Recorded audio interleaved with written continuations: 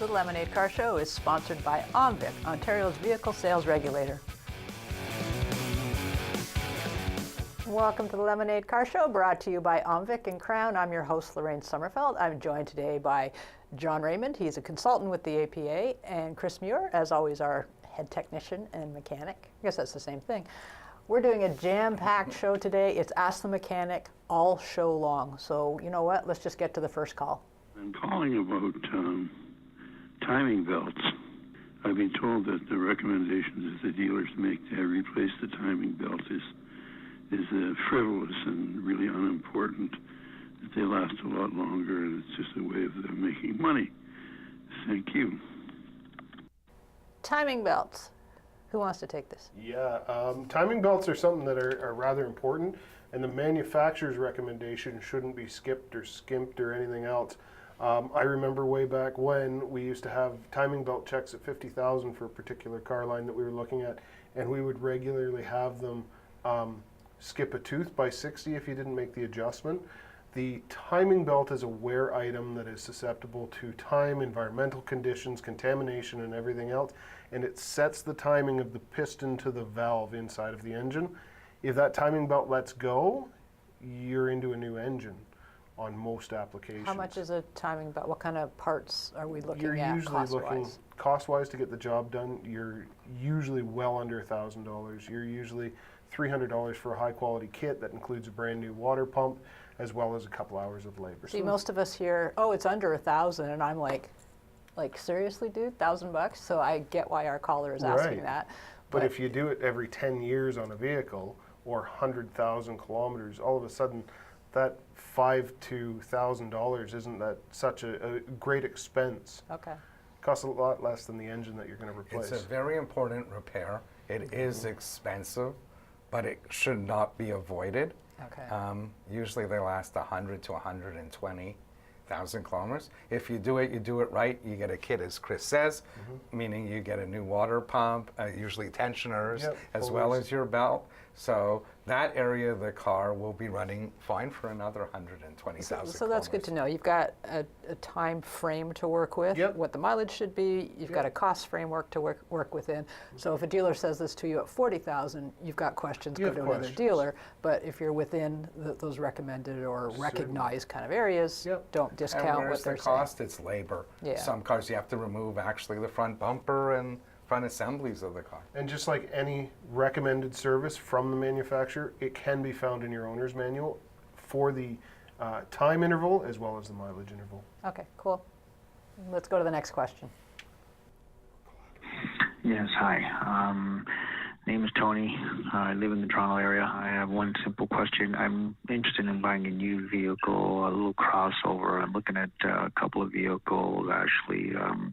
Not a big fan of the Japanese vehicles. I'm looking at the new Ford Escape, Ford Escape that is, and then actually the new GMC Terrain Denali with the 2-liter engine and the 9-speed automatic. I'm thinking of keeping the vehicle for basically long term, probably 5, 6, or 7 years, or even longer for that matter. I just want to know what would be the better truck or better little SUV, being that the GMC Terrain is a new redesigned engine with a 2-liter 9-speed automatic. That's a small SUV.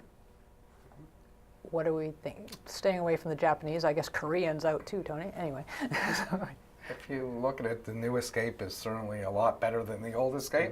There haven't been many problems with it. The Escape compared to the GMC Terrain, I've driven both.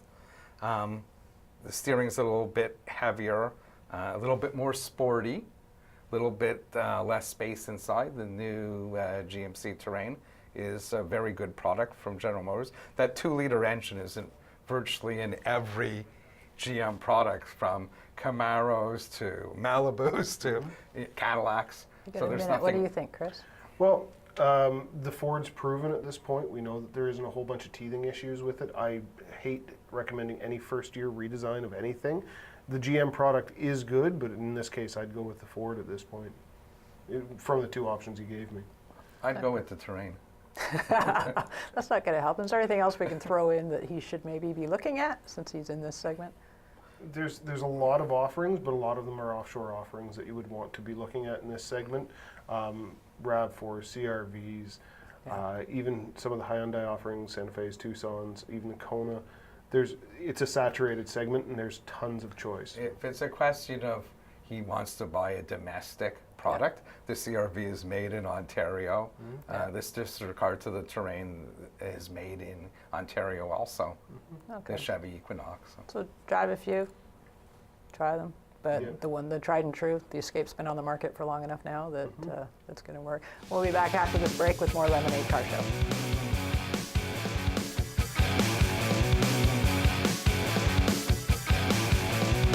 The Lemonade Car Show is sponsored by OMVIC, Ontario's vehicle sales regulator.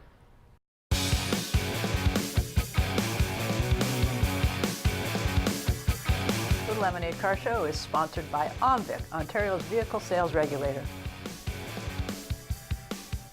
Welcome back to the Lemonade Car Show, brought to you by OMVIC and Crown. A whole half hour of Ask the Mechanic. Let's get right to our next question. My name is Norma. I live in Toronto. I have a Toyota RAV 2002, and the engine light has gone on. I just wanted to know what I could do. Thank you. One of our favorite questions on this show, the dreaded engine light on a 2002. We can tell Norma it won't pass a emissions test anyway. No, so it certainly shouldn't pass an emissions test. Where does she start? So with any engine light, it can be a plethora of different things. You start by knowing the code that has tripped the engine light, and the only way to do that is with a scan tool or a handheld code reader. So that's a trip to your mechanic most of the time, unless you're mechanically inclined. What could it be? Anything that affects environmental emissions from the vehicle. Could be timing, transmission, could be fuel storage leaks. It could be any number of things. So it's something where you have to start looking and start digging. And we all know the favorite answer is that your fuel cap's not tight, because that doesn't cost anything. But that's the only thing that doesn't cost And anything. very rarely is it that your fuel cap isn't tight. Yeah, but the place to start. So Norma's got to take it in, get the diagnostics, see what it's kicking out. Engine lights can be incredibly difficult to sort out. They can pop on again a week or two later. Yep. And it can be. Yeah, they don't give you the answer, and this is, I think, is what a lot of consumers think, is we hook up the scanner and it goes, oh, well, if you replace this bolt on the right side of the engine, you'll be mint down the road again. It's not the case. This is the symptom. This is what the causes may be, and it could list 10 or 11 different things, so now we're into testing different systems. If it's an easy check engine light, something that we've seen over and over, hey, here's your half-hour diagnostic charge, and we move on from there. If it's something where it's tripping a circuit fault, well, now we're into testing the component that the circuit controls, testing the circuit through the car, testing the boxes that control this circuit, the computers inside the car. So it's a starting point for us. It's not a resolution. On the other side of the fence, this is what we get at the APA. Consumers like her calling up and saying, well, how come that light just cost me $600 and I had to go back 3 times? And the reason is exactly what Chris said. It's like air conditioning. The components Absolutely. can be all different. And I think something that people have to keep in mind when it comes to engine light stuff, especially you said it's all emissions things, you've got to get them fixed before emissions will go. But it's also the reason, build a relationship with your mechanic. Go in twice a year. I do it around the tire changes to make sure they're going in. If you go to the same person, they know that car, they've got a record with that car, it will help if they've had their eyes on it twice a year, instead of just showing up cold and not being able to find it. Yeah, certainly. And it could still be a difficult diagnosis, but that's where you got to start. Okay, let's take the next call. Hi, my name is Dave Mack. I have a 2008 Jeep Compass, which wouldn't start. The battery's good. And all the lights come on, but it just wouldn't turn over. Okay, we know the battery's good, but that's about all we know. Yeah. Again, going into that, we could take a wild guess. Hey, it's a starter. It may not be a starter. It could be a starter circuit. It could be an ignition switch. It could be one of the modules is failing to tell the starter to turn over. A no start is more complex than just, hey, the battery and the starter are okay.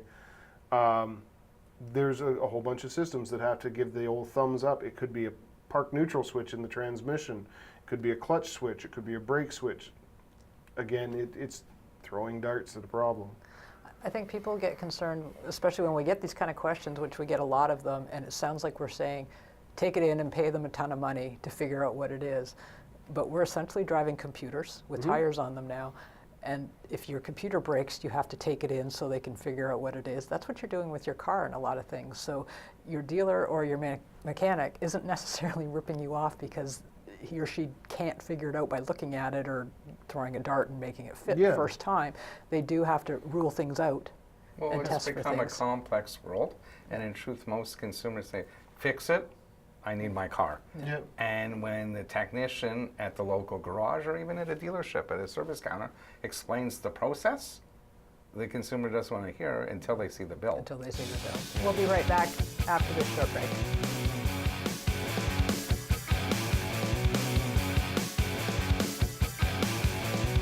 The Lemonade Car Show is sponsored by OMVIC, Ontario's vehicle sales regulator.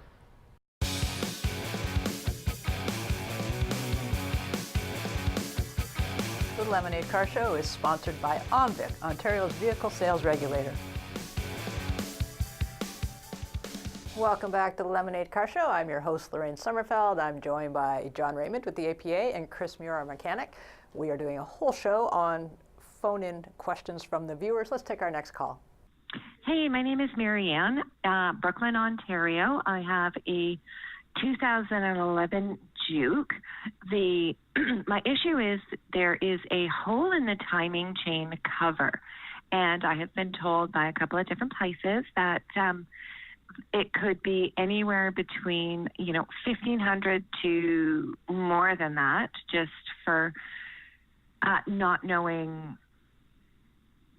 what caused the hole and stuff like that. The car has 300,000 kilometers. Obviously, it owes me nothing, but is it worth fixing and looking into, or am I just, or should I just junk it at this point?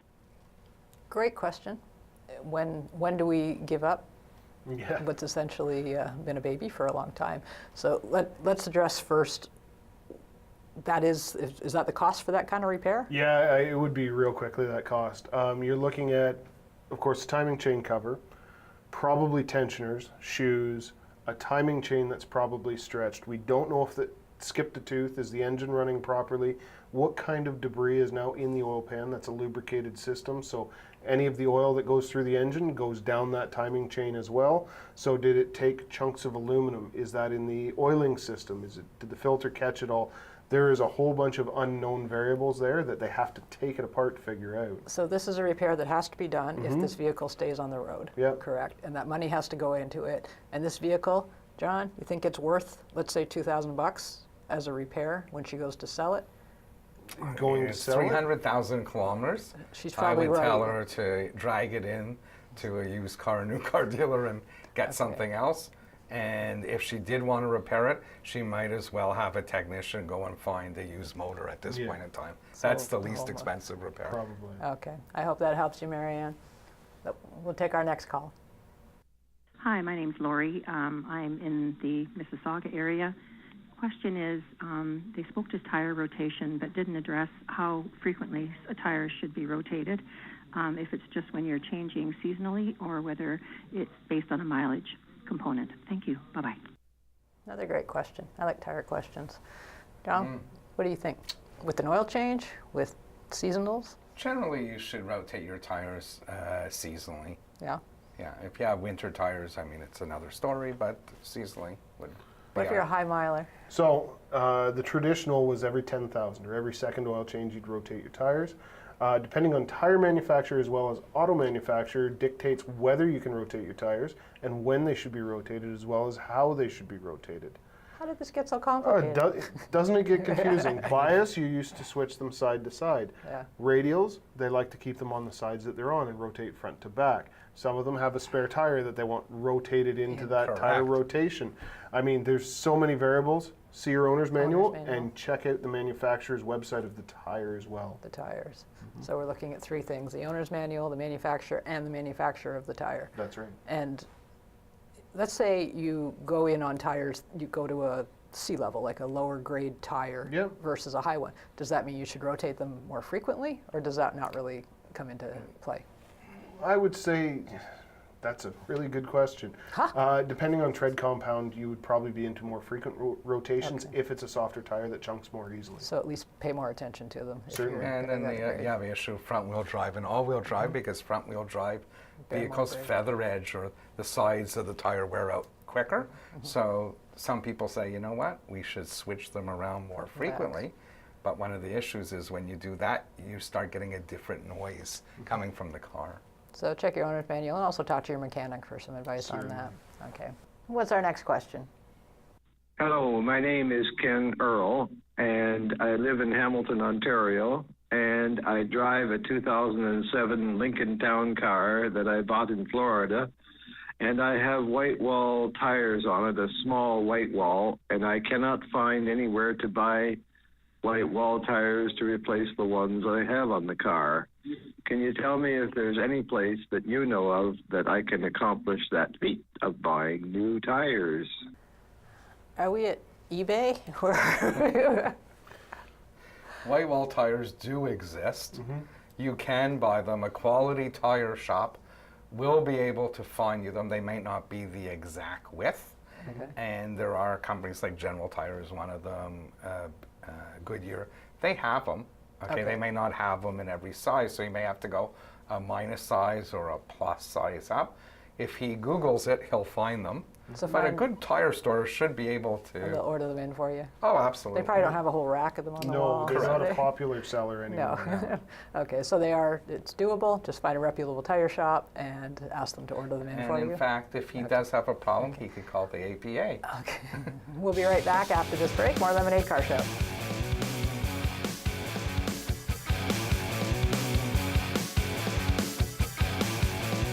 The Lemonade Car Show is sponsored by OMVIC, Ontario's vehicle sales regulator.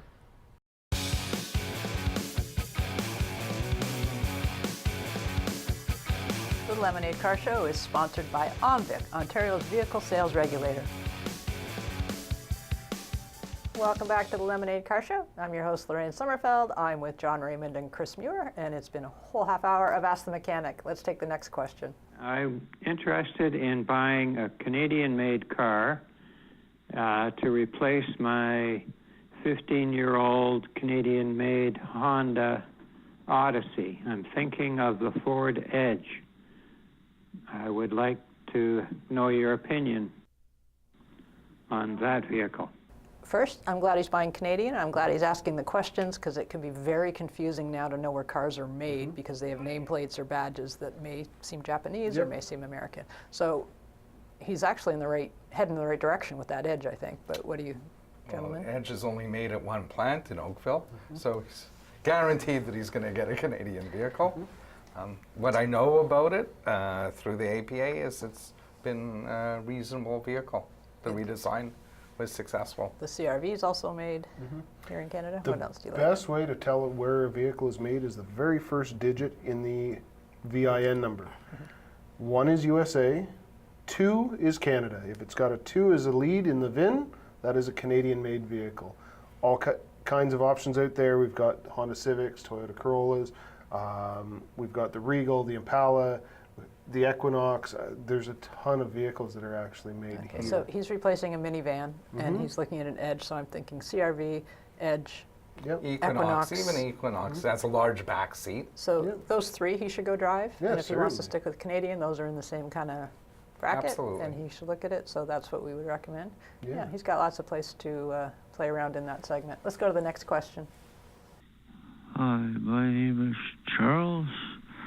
I'm just wondering, I'm noticing hundreds of hubcaps around the roads. I'm cycling and picking them up, and I'm just wondering if there's any main use hubcap place that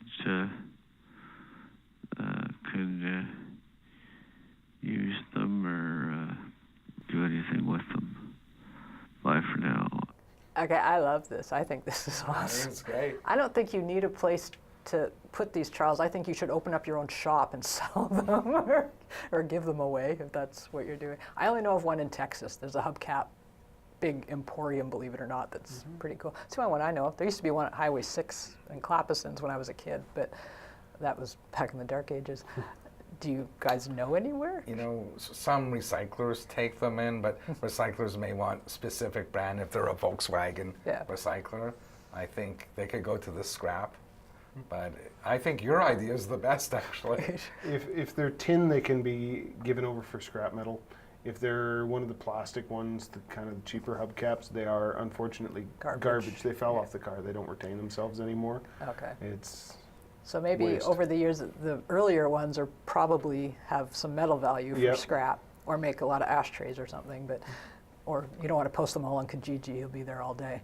So, or, you know what he could also do is he could also use them as art in his garage if he has a garage or a basement, and mount them up on the wall. They do make a good lampshade. Well, that's, you know, a good lampshade. I hope that helps you, Charles. Open up your own shop with all those. And thanks for cleaning up our roads. I think that's very cool. Let's go to our next question. My question is, why does Ontario not do the same as Michigan? And on the information sheets on the cars, do they not have the Ontario and or Canadian content of that vehicle? Good question. I mean, you can find this information online easily enough. I'm sure that's probably the answer, but... It's a good question. In the U.S., for about 60 years or almost 70 years now, it's been mandated to have a window sticker. When we were growing up in Canada, we never had a window sticker. But in the US, it is the law. And over time, they've added more information. So the first thing that came in was EPA numbers of fuel economy. And then in the last 10 years, content in terms of how much US content. In Canada, we don't have that legislation in place. I don't think any legislative bodies have actually thought about that. I don't think it's on the front burner at this point. No. We tend to go for safety things first and then this kind of stuff.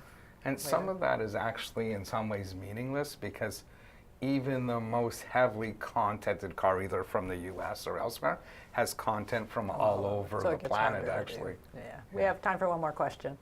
I'm calling to talk about when you take over a lease, somebody's lease.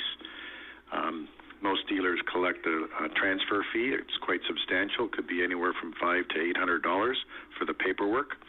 And I would like to know, why shouldn't that dealer look at the car and sign off on it that it would be no issues to return it at the end, but you would be doing it at the time that you take it over from the current lease holder? Thanks very much. Okay. Well, I mean, if you turn your car back to the dealer, you don't write them a check except for all the things that you didn't think were wrong with it, like dents and tires. But if they're doing paperwork and filing it with the ministry, they're going to charge you something. Correct. Is that a point they can argue? Or? Yes, they can. So what Frank is, one is returning the car. That's another issue. But if you're taking over a lease transfer, okay, you're taking over the obligation that the previous lessee had. On that contract, usually on behind the form on the second page, there's a price that lists what that transfer fees that the dealer actually is allowed to write in. It could be $0, it could be $199, or in his case, $599. So if we roll back the tape, when you're leasing a car, you can negotiate the lease transfer fee. One thing to keep in mind is the dealer is doing work. That dealer has to take a credit application. That dealer has to file all sorts of compliance papers like registration and things like that. So the dealer is providing a service for somebody to transfer the lease. So there should be a reasonable charge, but a reasonable charge for the time and the effort involved. So I would say $599 is too much. I would say $299 and under is probably reasonable. So expecting a fee is right, but feel free to negotiate it if it seems too high. Correct. And talk about it and ask them if they can and do that. And if you're a person that takes over or gets out of leases early, negotiate with the dealership. When you're in the business office, say, I got out of my car early. I don't want this $599. It's much tougher for me to get in another car. Perfect. I hope that helps. That's all the time we have for Lemonade. Thanks to John Raymond and Chris Muir, and thanks to you viewers.